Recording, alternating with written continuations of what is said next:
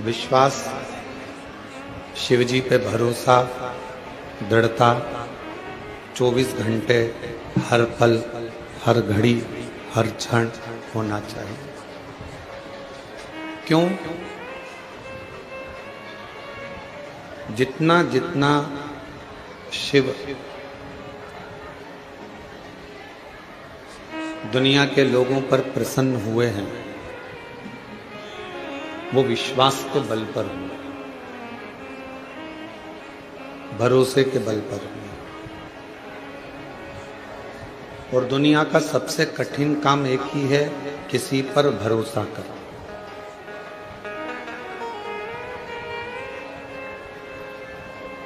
संसार के लोगों पर भरोसा किया या संसार के लोगों पर विश्वास किया तो वो हो सकता है कि वो विश्वास, वो भरोसा टूट जाए। पर यदि भगवान शंकर पर भरोसा किया, भगवान शिव पर यदि विश्वास किया, तो वो भरोसा, वो विश्वास कभी टूटता नहीं। अब भरोसा किसको कहते हैं, विश्वास किसको कहते हैं? आजकल विश्वास की भी बहुत सारी परिभाषाएं हो गई।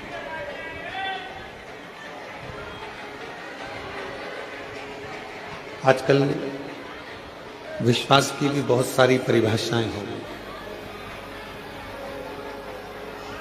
किसी के पास धन रख देना और उस पर पूर्ण भरोसा कर लेना, क्या यह विश्वास है? किसी के पास अपनी प्रॉपर्टी रख देना और ये सोच लेना कि ये इस प्रॉपर्टी को मुझे वापस दे देगा, ये विश्वास है। विश्वास अर्थात शिव,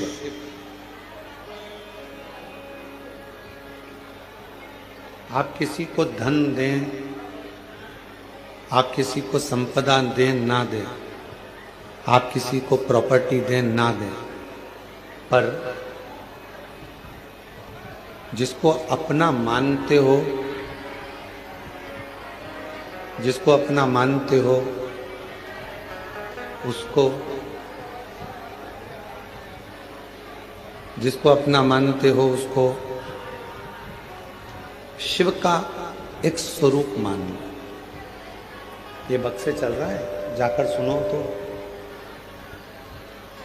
शिव का एक स्वरूप मानो, भगवान शंकर का एक स्वरूप मानो, एक भरोसा, एक विश्वास, और वो विश्वास हो शिव के प्रति। क्यों? शिव महापुराण की कथा कहती है कि हो सकता है कि परिवार वाले, नातेदार, रिश्तेदार, कुटुंब, कबीला, ये सब हमारा साथ छोड़ दें, पर अंतिम बिंदु तक भी मेरा देव अधिदेव महादेव आपका साथ कभी नहीं छोड़ता। वो हमेशा आपका हाथ पकड़ कर चलता है। और मैंने तेरे ही भरोसे बाबा, तेरे ही भरोसे हवा बीच उड़ती जावानी, बाबा डोर हटो छड़ी नामे कटी जावानी, भोले मैं तेरी पतंग, शंभू मैं तेरी पतंग, हवा बिच उड़ती जावानी, बाबा डोर हटो छड़ी नाम कंटी जावानी, भोले मैं तेरी पतंग। एक विश्वास की दृढ़ता में मेरे शिव की प्राप्ति। कितना सुंदर लिंग पुराण में कहा गया कि हम जब एक चावल का दाना भी यदि भगवान शंकर जी को चढ़ा रहे हैं, मात्र एक चावल का दाना यदि हम शिव जी को समर्पित कर रहे हैं,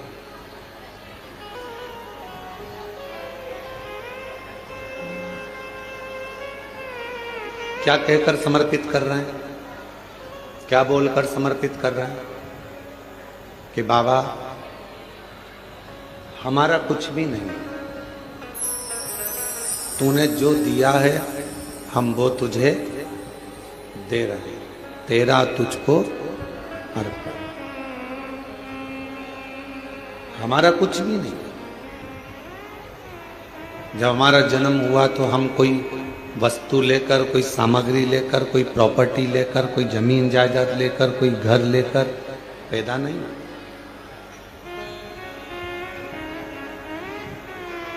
आपको और हमको तो ये भी नहीं मालूम था कि हम किसके घर में जन्मे हैं। आपको और हमको तो ये भी नहीं मालूम था कि हमारा नाम क्या होगा, घर कहाँ होगा, मोहल्ला कौन सा होगा, शहर कौन सा होगा, जिला कौन सा होगा, प्रदेश कौन सा होगा। आपको और हमको किसी को नहीं, किसी को।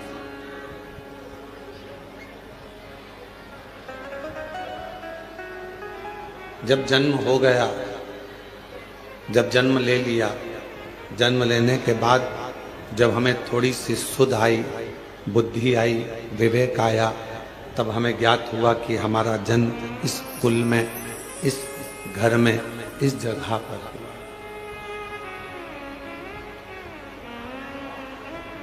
एक फूल को नहीं मालूम होता कि वो सुबह टूटेगा, अर्थी पर जाएगा कि मंदिर में जाएगा।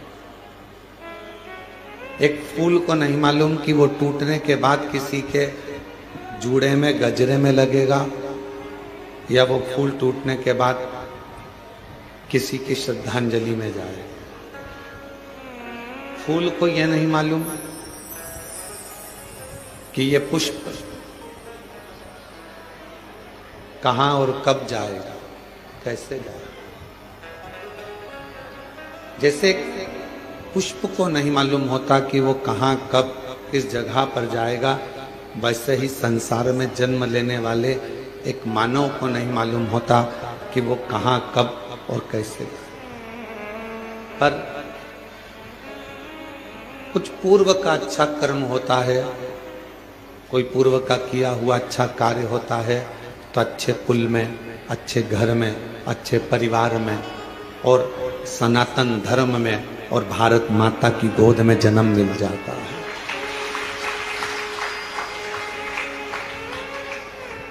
कोई पिछले जन्म के अच्छे कर्म मुझे बाबा तेरा,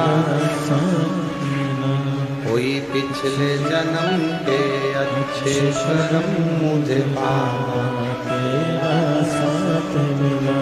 जहाँ सारी दुनिया झुकती है, जहाँ सारी दुनिया झुकती है, मुझे वो आली दरबार मिला, दरबार मिला। कोई पिछले जन्म के अच्छे कर्म मुझे बाबा तेरा, कोई पिछले जन्म के अच्छे कर्म मुझे बाबा तेरा। कोई पूर्व का जन्म अच्छा होगा, कोई पूर्व का किया हुआ कार्य अच्छा होगा, जो मानव का शरीर पूरा मिल गया। भगवान ने कोई हाथ पैर, आंख, नाक, मुख, कान में कोई कमी ना छोड़ी। श्रवण शक्ति भी पूर्ण दी, नासिका भी पूर्ण दी, नेत्र भी पूर्ण दी है, वाणी भी पूर्ण दी, कोई कमी ना रखी। और पूर्व का कोई अच्छा कर्म होगा, जो आज सावन के महीने में कावड़ लेकर कुबरेश्वर बाबा के धाम में आकर विराजमान है। कोई पूर्व का कर्म अच्छा होगा, जो शिव महापुराण कथा के इस पंडाल में कथा श्रवण करने के लिए, जहाँ कथा सुनने के लिए सबका दिल होता है, कंकर शंकर की भूमि पर कथा श्रवण करने के लिए बैठे। और मैं एरंडोल वाले काबरा जी को और गुप्ता परिवार को धन्यवाद देता हूँ। कोई पूर्व का पुण्य होगा जो जजमान पद आपको श्रावण के महीने में प्राप्त हो। इस श्रावण के अवसर पर आप लोग पहुंचे।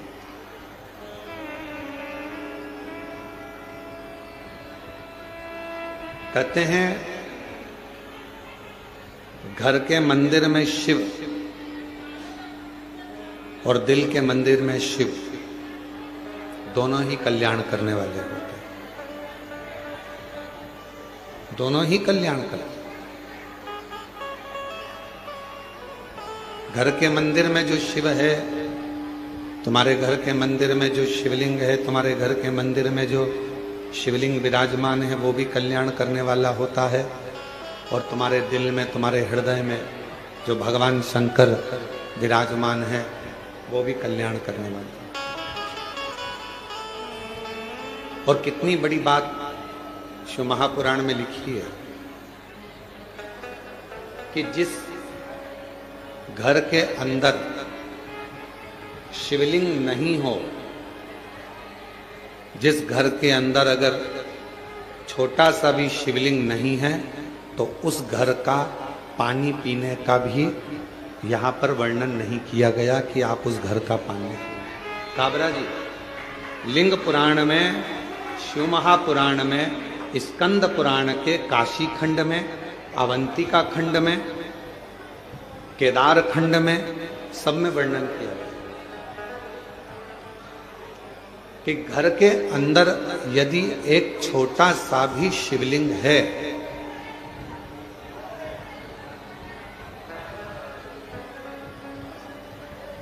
घर के अंदर यदि एक छोटा सा भी शिवलिंग है, छोटा सा, और वो घर फिर किसी का भी हो, अगर छोटा सा शिवलिंग घर के अंदर है, फिर वो घर किसी का भी, उस घर का जल स्वयं गंगा के जल के बराबर।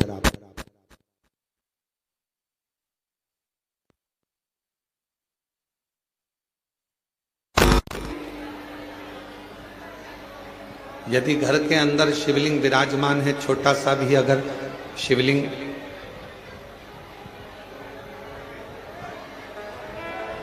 बाहर आवाज नहीं जा रही है, उस आवाज की व्यवस्था करें। घर के अंदर यदि छोटा सा भी शिवलिंग है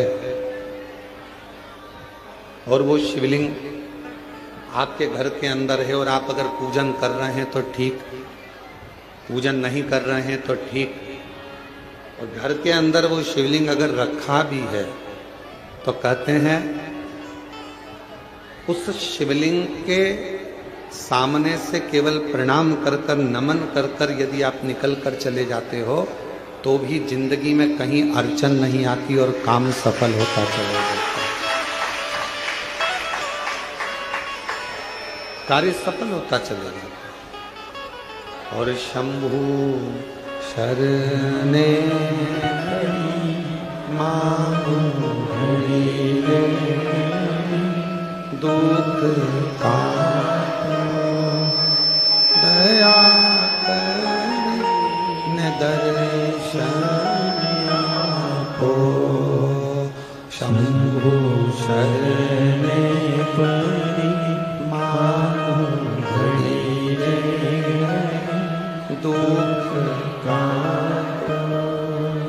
दया दीन दर्शन आपो। ओ शंभु शरणे परि मांगू घड़ी रे घड़ी दुख काटो। दया दीन दर्शन आपो। एक छोटा सा शिवलिंग घर के अंदर है, तो वह हमारे जीवन में सुख ही सुख देता है, वो तकलीफ नहीं देता। पर ना जाने कैसे कैसे लोग आज के ज़माने में कह देते हैं सोशल मीडिया पर आकर कि घर में शिवलिंग मत रखो।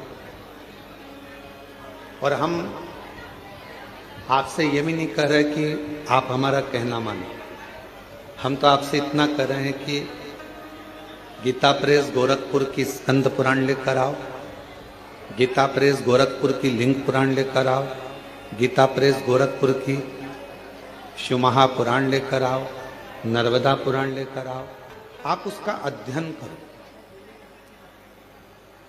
और जब आपको अध्ययन में मिल जाए कि हाँ शिव महापुराण की कथा में ये वर्णन है कि घर के अंदर अगर एक शिवलिंग है तो वह हमारे जीवन के सारे दुखों को समाप्त करता चला जाता है, तो मानना शुभ।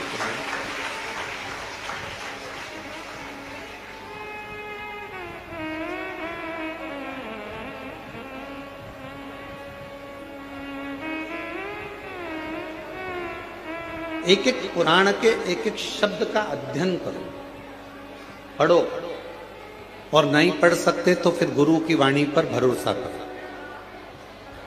अगर आप शिव पुराण को, लिंग पुराण को, नर्मदा पुराण को, स्कंद पुराण को नहीं पढ़ सकते तो फिर आप गुरु की वाणी पर विश्वास करो, गुरु की वाणी पर भरोसा करो। महाराज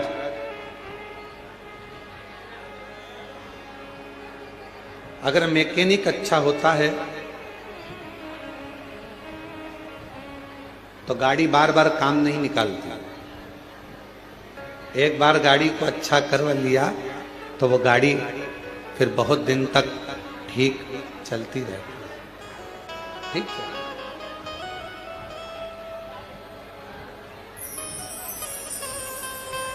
यदि मैकेनिक अच्छा है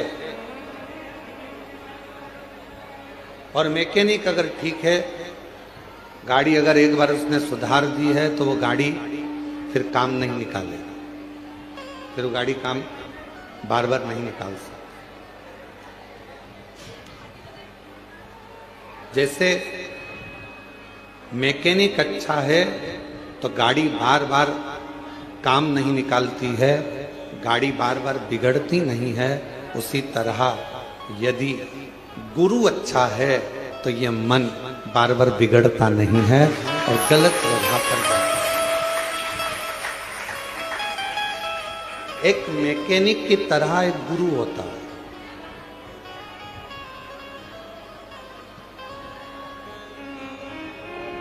गुरु भी एक मैकेनिक की तरह। मैकेनिक का काम है गाड़ी का ऑयल देखना, पेट्रोल देखना, डीजल देखना, ब्रेक देखना, उसका गियर देखना, और सारी चीजें उस मैकेनिक ने देखी, जो खराब थी वो सही।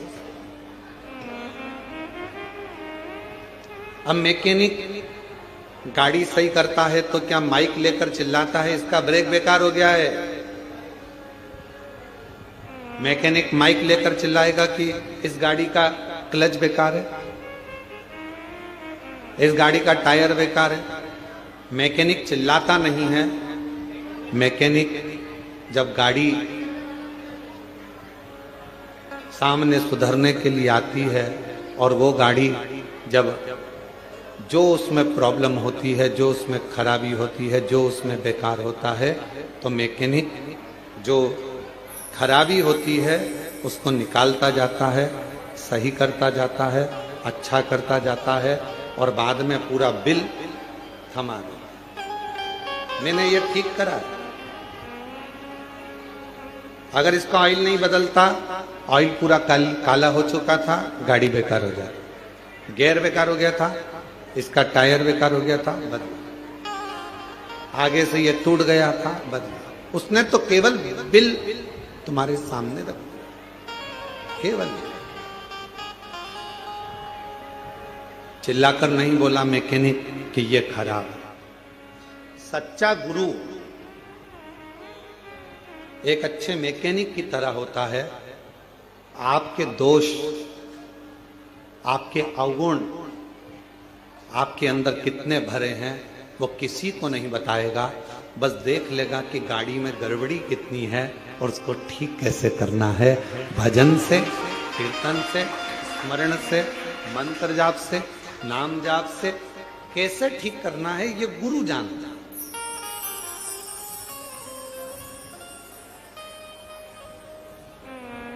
और किसी ने बहुत अच्छा कहा, नहाए धोए हरि मिले, नहाए धोए हरि मिले तो मैं नहाऊं सो बार। अगर केवल नहाने से भगवान मिलता तो मैं 100 बार नहाता रहता। अगर केवल नहाने से भगवान मिलता तो मछली दिन भर पानी में ही रहती है, उसको भगवान मिलता, मगर को मिलता। नहाए धोए हरि मिले तो मैं नहाऊं 100 बार। हरि तो मिले निर्मल मन से, प्यारे मन का मेल बाहर निकाल परमात्मा में। अब कोई कहे कि तुम नहा कर आ रहे हैं, तुम्हें इनको छूना नहीं, या नहा कर आए हैं इनका स्पर्श मत करना। भगवान कहते हैं, कितना सुंदर शिव महापुराण के अंदर लिखा है, जरा शास्त्र का अध्ययन करिएगा। घर में अगर बुजुर्ग माँ बाप हैं, बूढ़े माता पिता हैं, घर में छोटा सा बच्चा गोदी में है, माँ बाप ने अगर गंदगी कर दी है और घर के बहुओं ने, बच्चों ने उसकी गंदगी को साफ कर दिया, मंदिर जा रहे थे, गंदगी साफ कर कर भी मंदिर गए ना, तो भी भगवान ये नहीं कहेगा कि तू गंदा आया है। घर के बुजुर्ग बीमार हैं, गंदगी कर दिए हैं, उनका शरीर बेकार हो गया है, उस शरीर को आप हाथ लगा रहे हो, गंदगी साफ कर रहे हो, पूरा घर साफ कर रहे हो, और उसके बाद भी भगवान के मंदिर जा रहे हो, भगवान कभी नहीं कहेगा कि तू गंदा। एक छोटा सा बच्चा माँ की गोद में है, वो बच्चे ने माँ की गोद में गंदगी कर दी, माँ ने उसके बार बार कपड़े बदल दिए, धो दिए, और माँ उसके बाद भी भगवान को जल चढ़ाने जा रही है, तो भगवान कभी नहीं कहेगा कि तुम गंदे हो, भगवान तुम्हारे जल को स्वीकार करे। घर के बुजुर्ग माँ बाप, घर के बुजुर्ग सास ससुर, घर के बुजुर्ग तुम्हारे घर में रहने वाला कोई बूढ़ा है व्यक्ति है, दादा दादी हैं, बुजुर्ग हैं, उनकी सेवा कर रहे हो। तुम मंदिर जा रहे हो और तुमने सोचा कि मंदिर से आकर ऐसा करूंगी, या मंदिर जा रहे हो तो मुझे साफ जाना है, तो शिव महापुराण की कथा कहती है, सबसे पहले बाबा को जल चढ़ाने से पहले अगर कोई घर का बुजुर्ग पलंग पर पड़ा है, बीमार है, और उसने गंदगी भी कर दी है ना, तो पहले साफ करो, फिर बाबा का नाम लेकर बड़े प्रेम से बाबा को जल चढ़ाने जाओ, बाबा तो भी स्वीकार करे। माँ बाप से बड़ी दुनिया में कोई पूजन नहीं। किसने कहा कि माता पिता से बड़ी कोई पूजा नहीं? श्री गणेश जी महाराज। पृथ्वी की परिक्रमा करने की बात आई तो श्री गणेश जी महाराज ने अपने माता पिता की परिक्रमा की। किसने कहा कि माता पिता से बड़ा कोई जीवन में अतिथि नहीं होता? भगवान श्री षडानंद कार्तिकेय जी ने। श्री शैलम पर कार्तिकेय जी रुष्ट होकर चले गए, मल्लिकार्जुन में जाकर बैठ गए श्री शैलम पर, भगवान शिव और पार्वती उनके अतिथि बनकर चले।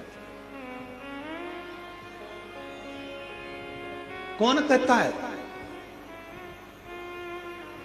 कि पहले देव पूजन करो फिर माता पिता की पूजन करो? नहीं। सुंदर महापुराण के अंतर्गत अशोक सुंदरी का संवाद हम जितनी बार सुनते हैं उतनी बार कम पड़ता है। अशोक सुंदरी सबसे पहले अपने माता पिता, अपने सास ससुर की सेवा में लीन रहती थी, इसके बाद में अन्य कार्य में, अन्य सेवा में, अन्य भजन में जाता। क्यों गुरुजी? घर में छोटा सा बच्चा है, उसने गंदगी कर दी और मुझे जल चढ़ाने जाना था, सुबह सुबह बच्चा उठ गया, गंदगी कर दी, मैं नहा धोकर निकली थी और फिर वापस मुझे मंदिर जाना था और मैं जल चढ़ाने के लिए जा रही थी, गंदगी साफ करी, मंदिर नहीं जा पाई क्योंकि आज मैं बच्चे की गंदगी साफ करी तो मंदिर नहीं पहुंच पाई।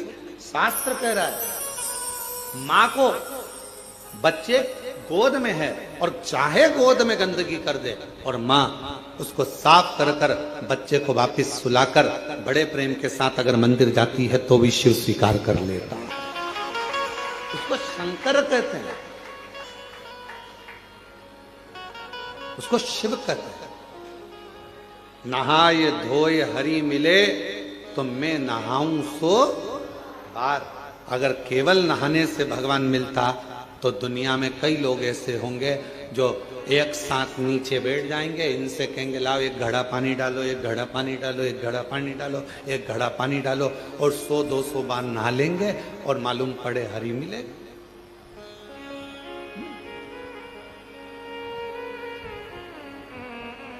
सही बात है।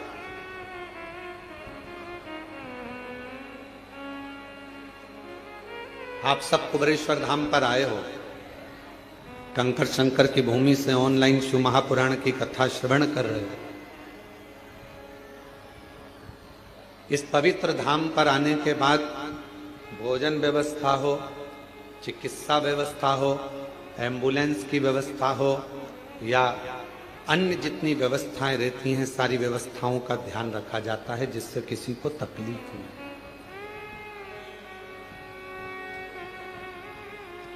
मेरा भोले बाबा, मेरा शंकर भगवान, फिर निवेदन करें तुम्हारे निर्मल मन को, तुम्हारे विश्वास को देखता। फिर कहेंगे पूजन तुम कितनी देर की कर रहे हो उससे कोई मतलब नहीं, पर भरोसा कितना कर रहे हो वो मूल है। जल लेकर आए हो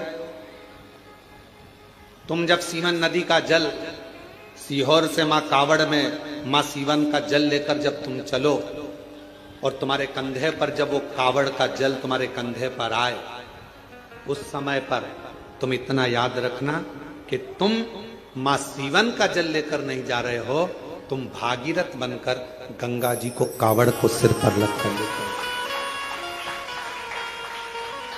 तुम भागीरथ बन गए, तुम गंगा को लेकर जा रहे हो अपने शिव के लिए।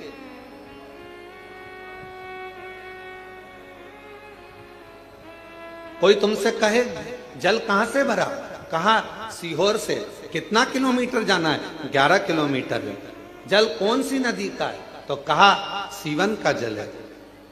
कब तक सीवन का जल है, जब तक तुमने वहां से नहीं भरा।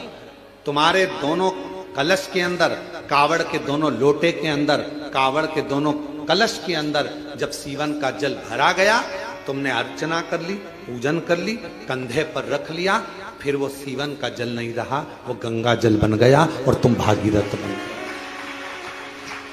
उस समय पर तुम भी लीलाबाई कमलाबाई कब तक थी, जब तक तुम सीवन के तट पर पहुंची। तुम्हारा नाम राम सिंह कब तक था, जब तक तुम सीवन के जल पर पहुंचे। जब तुम सीहोर में सीवन नदी के तट पर पहुंचे तब तक तुम्हारा नाम राम सिंह था, तुम्हारा नाम कमलाबाई था। और जब तुमने जल भर लिया तो तुम ना कमलाबाई हो ना राम सिंह हो, लोग तुमको कहेंगे तो कावड़िया ही कहेंगे, वो तुमको नाम से नहीं। कावड़िया का मतलब ही यही है, कावड़ लेकर जाने वाला। कावड़ का मतलब होता है कि गंगा के जल को भगवान शिव तक लेकर जाने वाला गंगा।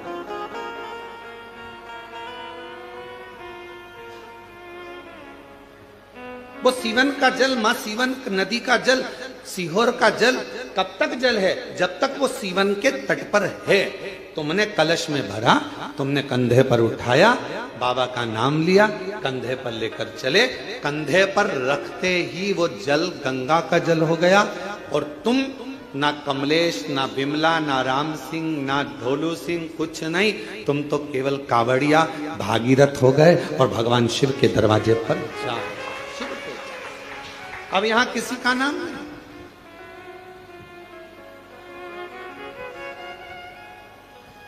किसी का नाम।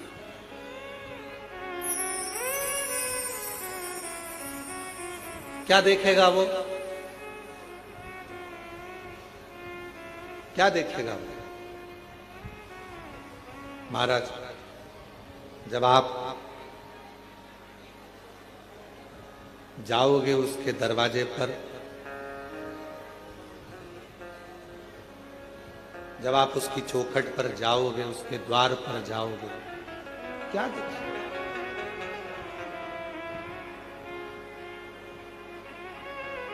अगर वो देखेगा, अच्छा बोलिए, ईमानदारी से बोलना, जितने लोग आस्था चैनल पर कथा सुन रहे हैं, जितने फेसबुक यूट्यूब पर कथा सुन रहे हैं,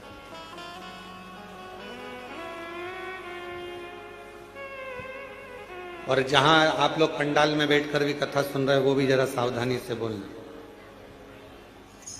भगवान की डायरी में तुम्हारा नाम लिखा है क्या? राम सिंह केरावत, औरंगाबाद से। भगवान कहेगा कि औरंगाबाद से राम सिंह कौन आया है? नाम लिया जाएगा वहां पर? जम के बोलो नहीं। वहां नगर पालिका की डायरी में तुम्हारा नाम होगा, आधार कार्ड की डायरी में तुम्हारा नाम होगा, यहां पृथ्वी पर तुम्हारा नाम होगा। वहां तो केवल डायरी खुलेगी और उस डायरी में केवल जो जीव आत्मा भेजी गई है, उस जीव आत्मा, जैसे हर मोबाइल में एक छोटा सा कोड, एक छोटा सा कुछ डला होता है, जिससे मालूम पड़ जाता है कि मोबाइल कहां पर। तुम कोई सी भी सिम फंसा,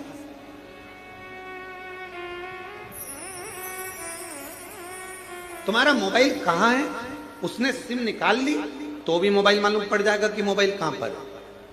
परमात्मा के दरवाजे पर तुम्हारा मोबाइल का नंबर, अर्थात तुम्हारा नंबर नहीं चलेगा, तुम्हारा पुण्य कितना है वो देखा जाएगा। ये जीवात्मा आई है, इसका पुण्य कितना है। क्या कहते हैं, ट्रेन में सफर करने वाले को यात्री, फ्लाइट में सफर करने वाले को यात्री, बस में सफर करने वाले को यात्री, उसी तरह भगवान के दरवाजे पर जाने वाले को क्या कहते हैं? भक्त। और गंगा का जल कंधे पर रखकर, किसी भी नदी का जल लेकर शिवालय तक सावन के महीने में जाने वाले को कावड़िया कहते हैं, क्योंकि उसकी लेखनी में वही लिखा है, उसकी लेखनी में वही।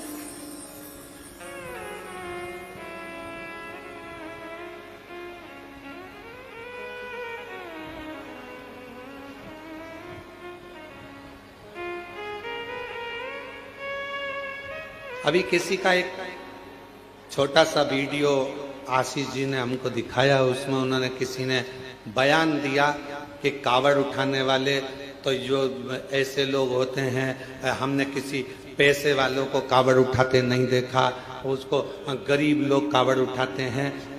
उसको मेरा जवाब है, जिसने ये बोला, उससे कहना है कि जितने कावड़ उठाकर लेकर जा रहे हैं, उसके घर में तेरे जैसे तो नौकर पड़े हैं।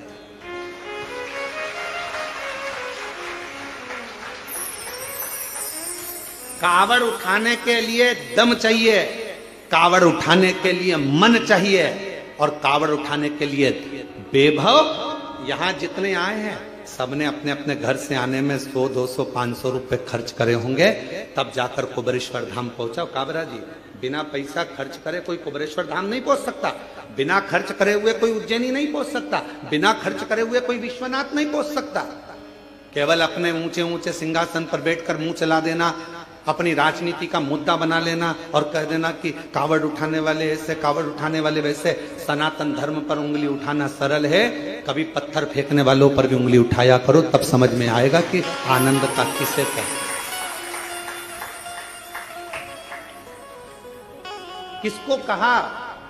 लंकापति रावण सोने की लंका का राजा था, कोई गरीबड़ा नहीं था, जिसके दरवाजे पर स्वयं भगवान को भी रूप बदलकर राम जी का रूप धरकर जाना पड़ा था रावण के सामने। कितना विद्वान होगा जिसके दरवाजे पर 33 कोटि देवता सामने खड़े होते थे, सारी अप्सराएं, गंधर्व, किन्नर, नाग, पशु, पक्षी जिसके द्वार पर रहते थे। सोने की लंका का अधिपति था। और कोई पूछे रावण से, उसके पिताजी से पूछे, विशर्वा बाबा से पूछे कि ये सोने की लंका उनको कैसे मिल गई, कौन ने दी? तो विशर्वा बाबा भी कह देंगे कि ये सोने की लंका देने वाले तो मेरे शंकर भगवान है।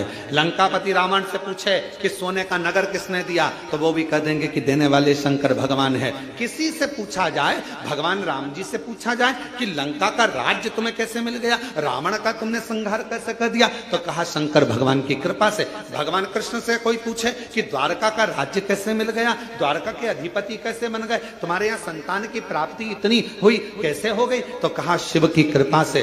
दुनिया का कोई व्यक्ति ऐसा नहीं है जिसको मेरे भगवान ने दिया नहीं है, मेरे शिव ने कृपा नहीं करी। बस उसको भजने वाला चाहिए, उसको करुणा करने वाला, उसको जपने वाला चाहिए। केवल स्नान से कोई कहे 100 बार नहा लो, भगवान मिल जाएगा। कोई के कपड़ा बदल लो, भगवान मिल जाएगा। कोई के ऐसा कर लो, भगवान मिल जाएगा। तुम तो एक काम करो, सारी समस्या का हल जल दिल से आए, एक लोटा जल चढ़ाया, श्री शिवाय नमस्तुभ्यं। आज के जमाने में इतना आडंबर, कोई के महिलाओं को ओम मत बोलने दो, तो कोई के पुरुषों को ये मत बोलने दो, तो कोई को ये मत बोलने दो। इसलिए शिव महापुराण ने एक शब्द दे दिया, एक अक्षर दे दिया विद्येश्वर संहिता का, श्री शिवाय नमस्तुभ्यं। अब इस शब्द में कोई लफड़ा नहीं, कोई लड़ाई नहीं, कोई विवाद नहीं।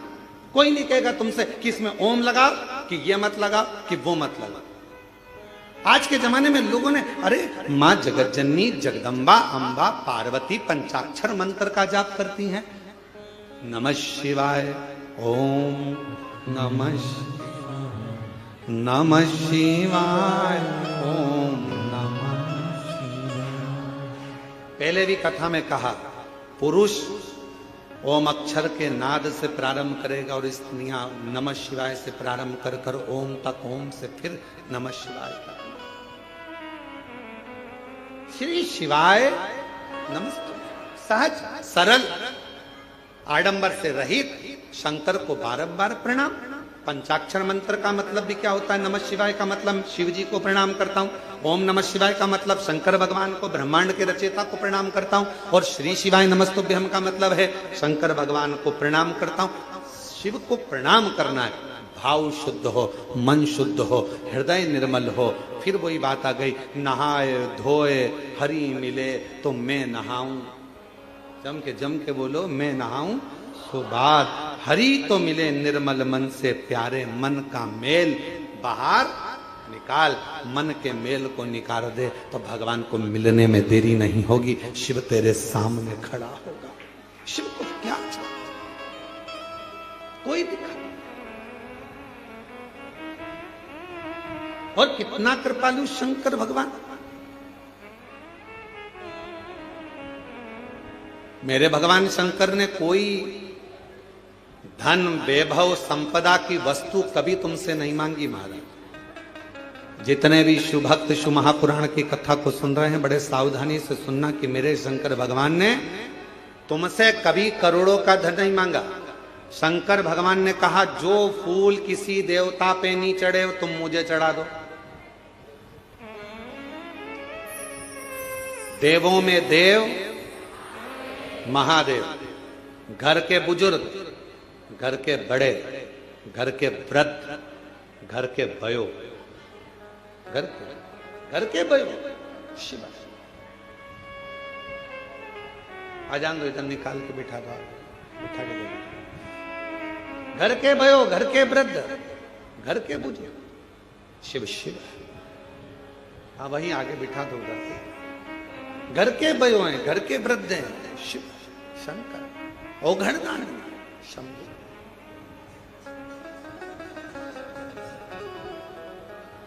जो पुष्प, जो फूल कोई देवता स्वीकार ना करे वो मुझे दे दीजिए। और कितनी सुंदर बात कही, सबको अंबर पीतांबर वैभव चाहिए। शिव जी कहते हैं कोई देवता ऐसा नहीं होगा जिसको शमशान की राख चाहिए हो। एक काम करो, वो राख किसी काम की नहीं है, मुझे चाहिए।